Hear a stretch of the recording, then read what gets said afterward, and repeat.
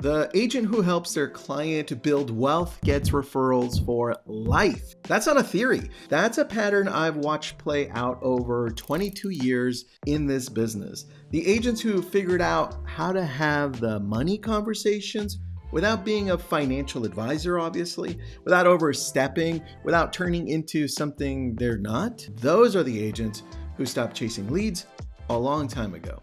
Their clients just call them. Why? Well, think about it. They're calling them for everything they think about, not just for real estate, but for life, for help over here, for help over there. Hey, somebody just died. Hey, I just gave birth. Hey, I need to downsize. I need to upsize. Hey, what do I do with my equity? And today, I'm going to show you how to be that agent.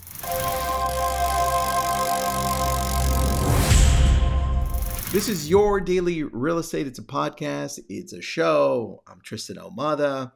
And I've been doing this for now 2 years, maybe a little bit over. And if you find this useful, please subscribe and share it with someone who needs it. There are 300 million square feet of empty office buildings being converted into apartments across the United States right now. That's not a future thing. It's happening today. Your clients own property in markets being reshaped by this. Most of them have no idea, and that's exactly where you come in. This episode isn't really about commercial conversions. It's about the kind of agent you decide to be. Most agents stay transactional because that's what they were trained to be. That's what we were taught. Get the listing, close the sale, move on to the next one. In fact, some coaches still teach that. Now, that makes you a commodity. Every discount brokerage, every algorithm trying to cut you out of a deal is aimed directly at the transactional agent. Now, you're easier to replace when all you do is process paperwork and open doors. I mean, you've seen how some big software companies come in and they try to interrupt you because some agents just do that. The fear holding most agents back from the wealth conversation is overstepping. And I hear that often. It's like, stay in your own lane, Tristan. What are you doing over here? No. So the people who start thinking outside of the box, who know they have a lot more to learn, can jump into other lanes while remaining true to who they are. Now, they think talking about equity and appreciation and investment strategies is crossing into financial advisor territory. It's not. You don't need a license to say, hey, your home has appreciated significantly, and I want to make sure you know what your options are. Because guess what? You don't get paid from any of that, right? You're just being a equity homeowner, whatever it is at the time, advisor. And you're helping in this process because now they're going to go to you for important things like this. Now, that's not financial advice, by the way. That's what a trusted advisor does. And since you're the one who put them in the home, I would expect you want to stay in touch in different ways. A real estate agent as a wealth building vehicle is exactly what you're an expert in. I think that's what we should all do. This is how we should all think, right? Real estate as a wealth building vehicle. Now, here's where most people miss the opportunity. If your client bought a home in the last 5 years to 10 years, in almost any market, they're likely sitting on significant equity with no plan for it. A client who bought at $400,000 and is now at $700,000 has $300,000 they could be working with. Well, realistically, no, there's a percentage, but still, you get the point. They probably don't think about it in the way that you're going to present it. They just live in the house. One question changes a lot, though. Have you thought about what you want to do with the equity you've built? That's it. That question opens a conversation that most agents never start. The ones who start it become indispensable. Think about this. And I use this a lot when I have these conversations. I always go back to the garage. And I think of companies that started their business in their garage. And the one I use the most is Apple. Steve Jobs, Wozniak, they started Apple in a garage. And I think your home isn't just a place where you can start a business. It's a place in some cases for some people to be able to use some of those funds that they've grown into this home that they've built to be able to build another dream.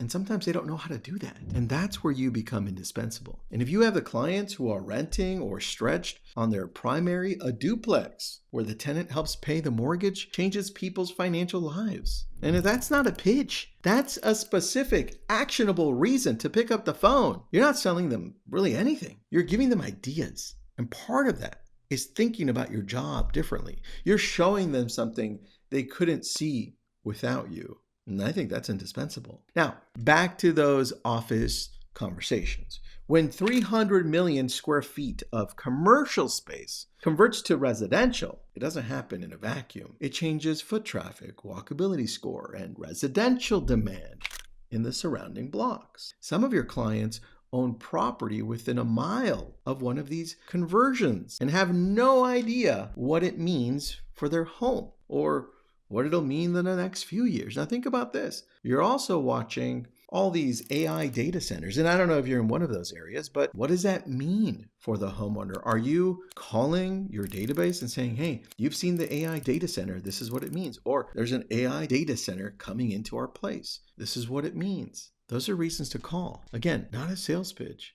a service call. Something like, I've been paying attention to what's happening with the office conversions in our area, and I want to reach out because it could affect what your home is worth over the next few years. Now, in our area, we don't have any data centers, but we do have conversions. We have a mall, and part of it is an outdoor mall, and that outdoor mall area is kind of dead. The indoor does too. Pretty good. But the outdoor one, guess what they're going to do? They're going to convert it into townhomes, condos. And not a lot of people in our area know that. So we bring that up in conversation, right? And in the same way, you're going over this and, hey, this may affect your home value. This may affect other things. And there may be other opportunities. Do you have 15 minutes to talk if you're texting them? And that's how a call gets returned. You text them, they call you, all because you're approaching this very differently. Now, here's the part that trips up a lot of people. You don't have to explain anything you don't know. I'm not having you go into Claude and try to be an expert in the next hour, right? I want you to truly understand this. And as you do, then you can have great conversations. But if you don't, listen, you're the connector. Run a CMA on a past client's home and call them with the number. I was pulling comps in your neighborhood and I noticed your home has appreciated over X since you bought it. Now you could say, hey, I was running some numbers for the neighbor. Your home on Zillow's worth this. Your home on Redfin's worth this, whatever it is. Now, I want to make sure you knew that in case things change or your plans have changed, that's the number, right? And that's a 2-minute call. It's a quick text. And that makes you look like the most attentive agent they've ever worked with. And if they've been working with you for a while and you do that, well, guess what? You're showing up like they expected you to show up. And if they want to talk about reinvesting or whatever they want to do, you don't need to explain the tax code. Just say, great, there's a strategy called the 1031 exchange, which, by the way, all real estate agents know. And if you don't, you should know. But let's continue. That can defer capital gains if you sell and reinvest. I work with a great attorney, CPA, whatever, that can walk you through this. Because guess what? I'm not an expert on the tax law. So I'm not the right person for those conversations, but I can just connect. You're the person who knows, the expert. That right there is the key. This is why we created our local legends directory. And in the same way, here it's the local legends directory, but on the finance side, on what to do with your home. That's your role. You want to be the expert that connects all of the pieces. Damn, Tristan knows everybody. Now, that's a reason to reach out, right? Now, you've got to get a little bit more creative when it comes to this, because your job isn't just opening doors and giving the value of their home. It's really connecting to the community and connecting to all of the other possibilities that are out there from the equity or from their situation. The transactional agent gets one deal. The agent who shows up with, I would say, valuable information, who connects clients to real opportunities, who treats the relationship like it exists between transactions, that agent gets a client for life. And I think that's what we need to shoot for. So make one text, make one call today. Call your past clients, your sphere, pull up the CMA on the people you know who own a home. And look, don't do 20 a day. That's too many.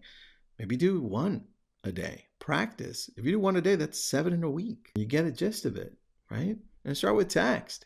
But think about this. You connect with people slowly. You start giving them value and they start calling you back. And then more importantly, you figure out what's working and what's not. It's not a pitch. It's just a number and a question. and you see what happens. I'm Tristan Almada. This is Your Daily Real Estate. Thanks for tuning in. I'll talk to you tomorrow.